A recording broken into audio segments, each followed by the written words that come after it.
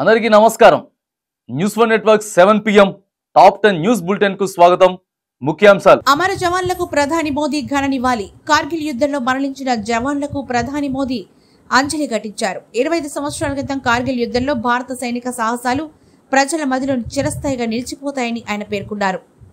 Firemen passing out parade లో పాల్గొన్న CM Revanth Reddy. Hyderabad వట్టి Nagulapalli fireman passing out parade లో తెలంగాణ రాష్ట్ర ముఖ్యమంత్రి రేవంత్ రెడ్డి పాల్గొన్నారు. శిక్షణ తీసుకున్న ఫైర్మెన్ల నుండి ఆయన గౌరవ వందనం స్వీకరించారు. ఆర్థిక స్థితిపై సీఎం చంద్రబాబు అసెంబ్లీలో శ్వేతపత్రం విడుదల. గత ప్రభుత్వం ఆర్థిక క్రమశిక్షణ లేకుండా విచ్చలవిడిగా అప్పులు చేసిందని సీఎం చంద్రబాబు ఆక్షేపించారు.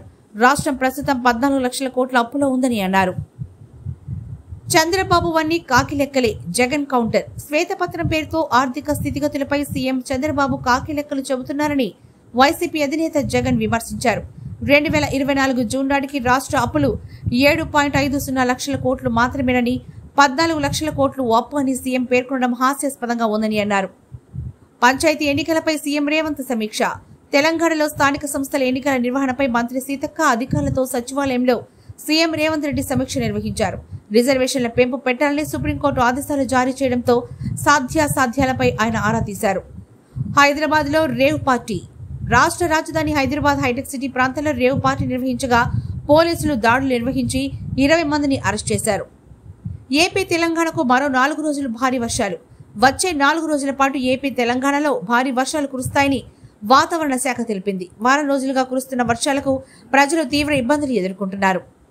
నీతి ఆయోగ్ సమావేశానికి చంద్రబాబు. ఢిల్లీలో నిర్వహించే నీతి ఆయోగ్ సమావేశంలో పాల్గొనేందుకు ఆంధ్రప్రదేశ్ ముఖ్యమంత్రి చంద్రబాబు నాయుడు ఢిల్లీ బయలుదేరి వెళ్లారు. ఎన్డీఏ పాలిత రాష్ట్రాల ముఖ్యమంత్రులు నీతి ఆయోగ్ సమావేశానికి హాజరవుతూ ఉండగా ఇండియా కూటమి పాలిత రాష్ట్రాల ముఖ్యమంత్రులు ఈ సమావేశానికి హాజరు కావడం కాలేదు.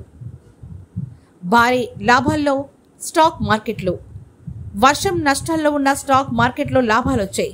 శుక్రవారం సెన్సెక్స్ 1292 పాయింట్లు లాభపడింది. దేశీయ స్టాక్ ఎక్స్చేంజ్ నిఫ్టీ 428 పాయింట్లు సాధించి 24,834 పాయింట్ల వద్ద క్లోజ్ అయింది. భారత్ ఘన విజయం. ఆసియా కప్లో భాగంగా బంగ్లాదేశ్ పై భారత్ మహిళా జట్టు 10 వికెట్ల తేడాతో విజయం సాధించింది.